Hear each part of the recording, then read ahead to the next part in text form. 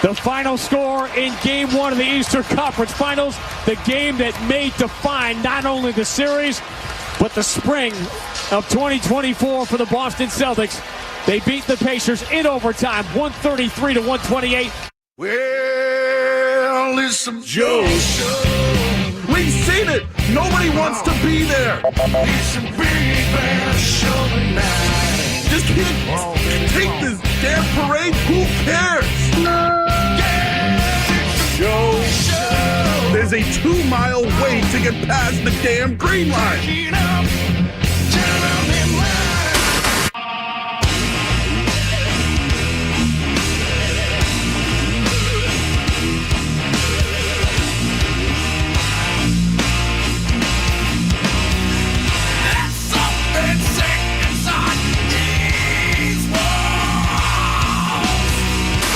Anyone who gets hit by a bear in the neighborhood, call Joe Murray. I happen to trust Joe Murray. First time I ever met Joe Murray was at a Hooters.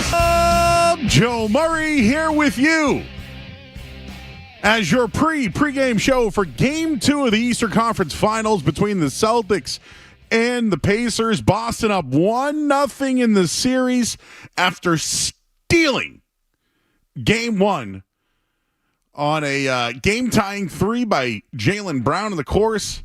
Jayson Tatum, double digits in overtime to get the win. And now it's Game 2 tonight. And here's what we know. The Celtics so far through 2 rounds have lost Game 2. Going into Game 1 of the Eastern Conference Finals, the Celtics, of their last 5 games in that matter, they were 1-4. 1-4. Now they're 0-2 in Game 2s. Coming off a game where, quite frankly, the Pacers played really well. You could look at it and say, did the Pacers beat the Celtics? Because I know what happened. We know the Pacers, Rick Carlisle, blew the game. That's what happened. And when the Celtics had the opportunity to steal it and take it, they drove it like they stole it. And now they're up 1-0 in the series. But there were mistakes. There were turnovers. They missed free throws. There was some critical shooting that, again, there's some spots there. The bench of the Pacers played better than the Celtics bench. The Celtics defense struggled all over the pick and roll. All those things happened. What also happened is the better team won. Now, how do the Pacers respond tonight? Right? Pascal Siakam, how does he respond? A guy who's won a championship before. Rick Carlisle, who took ownership after the loss, and by far, he was a big reason why the Pacers lost. He might have been the biggest reason why they lost the other night. So I'm really curious on how the Pacers bounce back. Normally, I would look at it and say the Celtics in a Game 2, you got to win this series. You got to win this. You go up 2-0 and go on the road with a team that clearly is tired. They're probably emotionally drained from the loss. I don't know if they have that presence. We'll find out. I don't know if they have that. But the Celtics have played them 6 times this year and have won 4. What makes you... And they've been great on the road in the playoffs. This is a huge game for the Pacers tonight. I've said that the Celtics will front run their way to a championship. And so far in 11 games, they've only had 2 clutch games. I'll take it. They've won both of them. It wasn't pretty. Don't care how they got it done. You just win. And that's what they did the other night. And tonight, I'm really more focused on the Pacers. How do they continue to score in transition? Do they continue to cover the perimeter where the Celtics struggled in Game 1? And Al Horford struggled mightily on the pick and roll. This is something that I think Draymond Green came out and mentioned that this is some of the struggles that the Celtics have. Their best pick and roll defender is Kristaps Porzingis, who at this point you probably won't see until Game 4. And Drew Holiday's been outstanding. Who's going to cover Halliburton tonight? And we mentioned the Carlisle-Mazzulla matchup. Mazzulla won. Oh, he won. his out-of-timeout plays were excellent. But another thing I'm curious about tonight, and I'm going to give you a bunch of numbers when it comes to the matchups, and we'll get into all that. But there was something that Joe Mazzulla did in Game 1 that hasn't happened all year. But Jayson Tatum normally plays the whole first quarter. And he came out after 9 minutes. The Jayson Tatum bench minutes were not good. The team was a minus 16 with him on the bench. They were really good with him on the floor. So as much criticism as Jayson Tatum takes, people don't want to hear this one. Oh, Skaz, cover your ears. You might like it. I don't think anybody else will. But there has been some things that Tatum has been doing that I just don't know what people are watching. Like, he's been such a successful playmaker all year long. And in the finals, his raw passing numbers are better in this postseason than ever. Here's another thing that he's always criticized about. Turnovers, right? Tatum averaging 2.1 turnovers per game this playoff. He coughed the ball up over 4 times last year. He's passing the ball well. Now, there's a couple you can look and say, hey, Joe, remember that one where he went to the basket and threw it behind his head? Yep. But these are facts. These are stats, not what your narrative. I understand there's your eyeballs. You see some turnovers, and then you use it against him. He's been a prolific passer during these playoffs. He's getting to the basket. Jayson Tatum's always criticized for not getting to the basket. Clearly, he's having a shooting slump, right? So what do?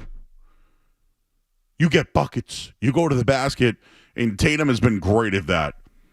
You're seeing growth in him. You're seeing poise, right? Right now, he's averaging 8.1 free throws per game. Now, Skaz, you might appreciate this one. Do you know that the 8.1 free throw attempts per game are the highest number for any player that's still in the playoffs? That's good, right? Just wanted Getting to the line, good. Because he's not shooting well, right? So what's he doing? He's getting to the basket. Again, the national media, go read it. You can go find it. I've been yelling about this stuff for 4 days. If Tatum is playing bad, right? If the national media is right and Tatum has struggled so far in the playoffs, shouldn't that be terrifying for the rest of the teams left in the playoffs? They're 9-2, and Jayson Tatum is struggling without arguably their second best player this season. I'd say that's pretty concerning for the rest of the teams left. You're right. He is struggling. He's also dropping double-doubles every game. Oh, should I even bring up the rebounds? When he has 10 or more rebounds, they're undefeated. No team has ever started 9-2 in a playoff run. But it's the worst offense you've ever seen, right? The national media. Again, I will say this. The Celtics are boring. They've told you this. They're boring. They don't want Tatum to be the star. And yes, he has struggled shooting the ball. Are you noticing the rebounds? Are you noticing how he's getting to the basket? Are you noticing how he's going to the free throw line in his passing? The numbers are better than what they were before. They're better this year than they were last year. Those are facts. Those are actual factual things.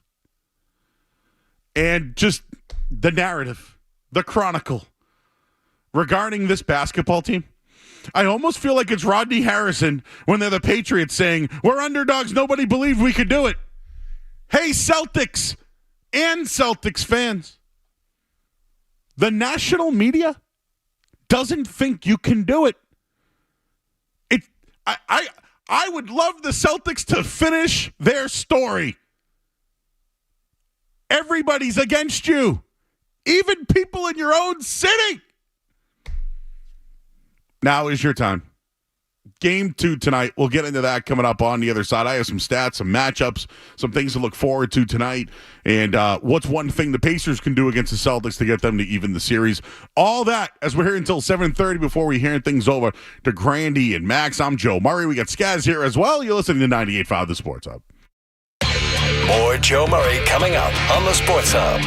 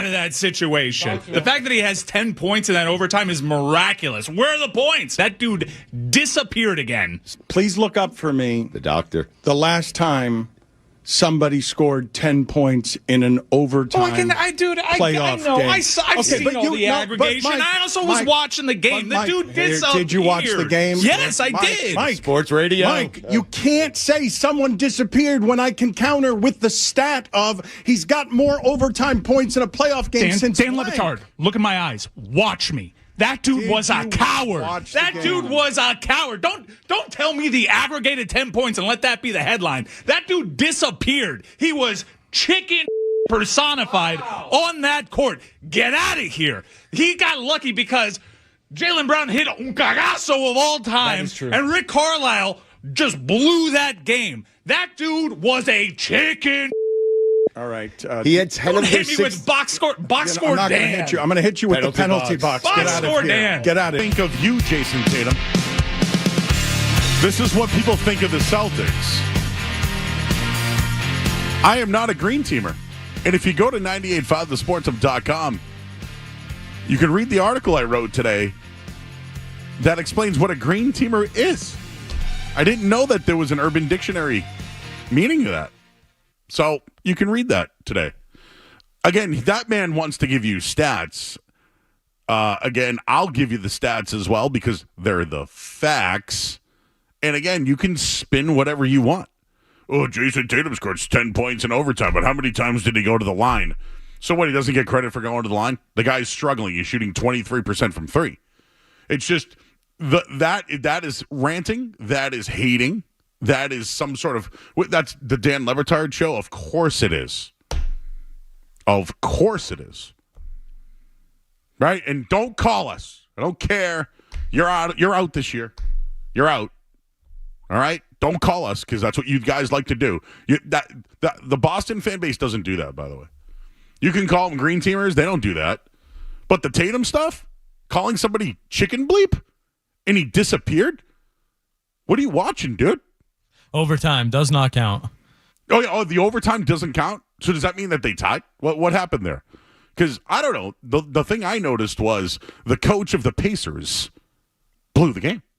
How about you catch the ball? How about this? How about you call a timeout to advance the ball? So if you do turn the ball over, you don't give him the ball under the basket. Here's another thing. I learned this at CYO basketball at Sacred Heart in Roslindale. When you have an inbounder, right? When you put your hands up, but you kind of take off the sideline so he can't make a pass to the corner. Or what? You're just going to leave the corner open because the guy shoots 22%? Is that what it is? I'm just trying to figure out where the blame is going. The blame is going to the wrong places here. So again, if you want to call me a green teamer, fine. I'm just being real. Facts. Things I see with my eyeballs as well. Here's a few things that you should know. All right? If you thought that Jayson Tatum disappeared, Jayson Tatum on the court, the Celtics were a plus 20. When he's on the bench, they're a minus 15. He's disappeared. A minus 15 with him on the bench. Scores 10 points in overtime, but overtime doesn't count. You know what? I do think that the Celtics struggled a bit defensively, and I'll get into that in a minute. But just some of these spins on guys disappearing. Tatum went after all the mismatches in game one. Nembhard, he scored 12 points on Nembhard. When Shepard went against him, he scored 9 points. Now, Halliburton defended him well, who's an awful defender. 4 points. Nesmith was the best one. 1 of 70 shot. But he got to the line 3 times on him for 5 points. Here's the other thing. Joe Mazzulla made an adjustment late in the game. Al Horford's getting cooked on the pick and roll, right? They were hunting Al. They were looking for him on the court. So what do? They moved Jayson Tatum to the 5 to cover Pascal Siakam. And what's Siakam do late in the game? 1 for 5 from the field, 2 points. Oh, and a turnover. But again, he disappeared. I know he missed a shot. He took the ball. At the end of the game, it didn't go in. I want Jayson Tatum taking that shot. Now, for all the people who blah me about Jaylen Brown taking the shot, that's his teammate. They're teammates. They play together. I didn't realize it was one guy who does it all. So, again, I'm bringing up the Rodney Harrison stuff from the Super Bowls when he was here. They're literally favored by double digits, and by Rodney Harrison goes, no one gave us a chance. I hope the Celtics have that same mentality, because this time it's true. Nobody likes you. They think you're boring. They think you disappear in your chokers. This is what the national media thinks of you. Now, don't even let me bring up if this was the New York Knicks and how embarrassing they would look in that case. I won't do that to you. It's just don't say the whole disappear narrative. That one got me. Not to mention the one where Bontemps went at him. Ugh. Now, there are some issues. Al Horford is a primary defender on Siakam. He gave up 10 points. Halliburton got 8 on him on the switches. Cornette on Turner, not good. 9 points, shot 4 or 6. But the Pacers were careless. They were. They had turnovers, bad defensive breakdowns, but it was points in the paint. That was the difference. Siakam had 16. Turner had 10. TJ McConnell had 10. But Drew Holiday was outstanding. I would start Holiday on Halliburton right away. He went 5 of 6, 2 for 3 from downtown, 10 points. But I will say this about Holiday. He has been really good his last 4 playoff games. He's averaging almost 19 points a game, 6 rebounds, almost 6 assists. And he's shooting 60% from the field. And that's the matchup I'd go to right away. Holiday on Halliburton early. And at some point, you might have to switch. If Al Horford struggles, you might have to put Tatum at the 5. He defended Siakam really well. Anything else there? Okay. I saw Skaz looking at me. We're all hyped up. It's game 2 tonight. Let's talk to Jeremy, who's in Worcester. Hey, Jeremy. Hey, what's going on, man? You know what? I just came home from running the errand, and my power was off. I almost ran through a wall. So I'm at my boy's house right now, but I just got noticed that my power's back on because I was going to go crazy if I couldn't watch this game. Now, going back to your thing about Tatum and the poise, that's the reason why I called in. Al Horford shot 12 threes last game. Did Tatum shoot 12 threes? No. He's doing other things to facilitate his team in order to win. Yep. So that is what the narrative, the national media should be talking about. Not that, oh, this guy went whatever for whatever. I mean, he still put up, 36 points last game, I think? But who cares? He was clutch in the fourth quarter. Clutch in overtime. And they sealed the game. And the whole thing was, they could never close out. Well, they closed out. Even though they were fed the game, they still closed out. And, I agree with you totally, Joe. Good take. Thanks. No, that's not a take. It's the facts. Listen, the people who say, hey, he missed shots late, he turned the ball over, he had some defensive breakdowns, I'll push back on the defense because Siakam did nothing on Tatum. Nothing. Oh, but he disappeared? That's where I'll push back. Did he miss 2 shots? Was one of them a fall away? Yeah. Which I heard later on might have helped them. Somehow kept more time on there. I don't know what it was. But game 2. The Celtics in game 2s haven't been good. At least in this series. And in general, in the Eastern Conference Finals, I believe they're 9-11 going back to 2017. That needs to change. So just a couple of things I'm looking at for tonight. How do the Pacers challenge Al Horford, the pick